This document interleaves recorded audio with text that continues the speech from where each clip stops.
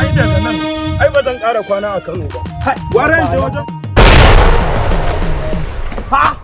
kai ya haka kuma ba gari malam lafiya baka da hankali ne, ina sauri ina kan hanya. ni kaje ga wanda hankali ni za ka kalla ka ce wanda hankali to ku ya na kan ko wanne ya zo ya mangaji ko haka ce makafi wallahi ina za ku haka wallahi ni dai sai karan jiya nake hanya ina neman hanyar da zan bi in je Daura gaba ɗaya na rasa inda zan bi in je Daura. To kai kuma ina na san gobe ana birthday din Alhaji Musa Haro dan madamin Daura mai faɗa aji mai bayarwa a karɓa mai hannu da dama. To kai kuma da kaman gajeyi bawan Allah kai kuma ina za dan iska ne. Yalla bai wannan mutumin ya ci zarafina abinda ya mun ban ji daɗi ba. Me ka tafi da kai sauri nake yi ka ganni nan wannan bokitin wanka ne sai tsummo karana da na dauka. Na ganka kai ma matafi da na dauka wai yanzu ba ni da burin da ya wuce in je in tambaya a dora na kan hanyar inda zan je Daura. La ilaha illallah wata daban an ce da arne wata ba wata daban an ce da arne wata ba to ai kai tafiyar ta kuma yo ai ni wannan da kada ko gani a mazauri na mai unguwa na riga ku tun a salati nake tafiya a kar zan tafi wajen dan madani ikon Allah la ilaha ai ba ni da burin da ya wuce in ganni ga uwar maganin kukan mu ita ce Hajiya Hafsa giwar dan madamin Daura. Wannan gaskiya ne mai unguwa ina jin kace shi yasa ni tun da na tafi hanyar nan naga ana rubuta Daura za ku haɗu a hanya. To jama'a ce ai kai ne jama'a ce ga ta nan bula a wallahi kowa Daura an samu wakili na gari sai ana riko na amana. To albihirinka goro yanzu dai a yanke guga a kurumin sa ni da kai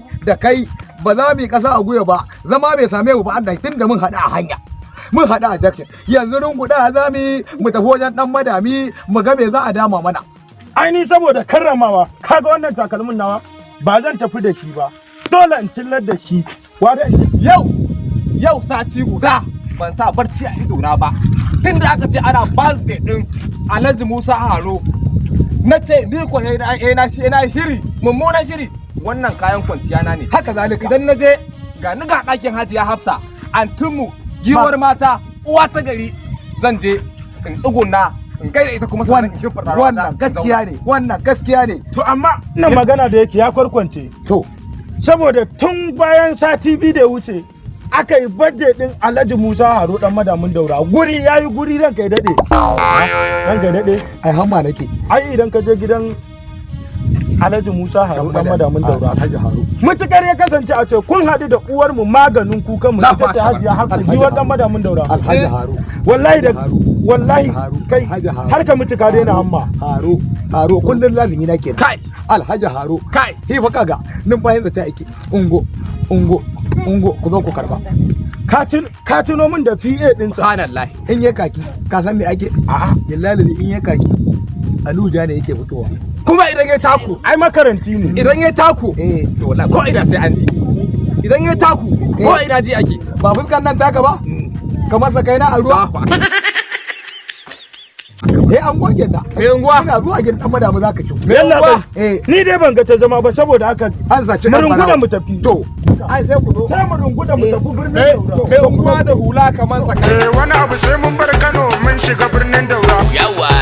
mu je zuwa zan wata wani na Alhaji Musa Haro ne dan madamin Daura ne gaba dai zaci mai gidan Hajiya Hafsa kai dakata in ce wani abu dakata ka taba min inda yake mun kai wayo Allah Allahu akbar kiwar mata kenan Hajiya Hafsa masu kyauta da dama hagu bata sani ba. Subscribe kawai za ku yi domin samun wani sabon bidiyon. To shi kenan mai gida, lalle ni ma na latsa subscribe din nan.